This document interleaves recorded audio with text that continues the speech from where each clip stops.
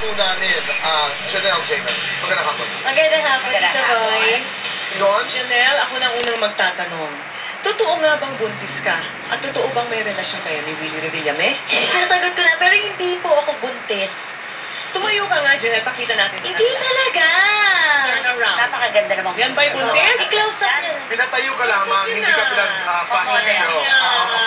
Gusto niyo na ganyan Okay. Wala akong panahon mag-emote.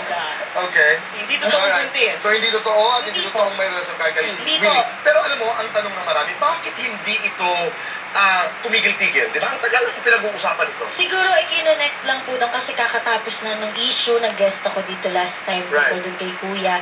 So ngayon naman naaalis ako, buntis ako. Siya lang yung pwedeng pinakang malapit na pwedeng sabihin at pagbintangan. Okay. Boy, kasi andon, lahat ng artista siguro, sabihin na natin, nilalahat ko na, nangangarap na maging co-host sa number 1 noon time show na Wawawi.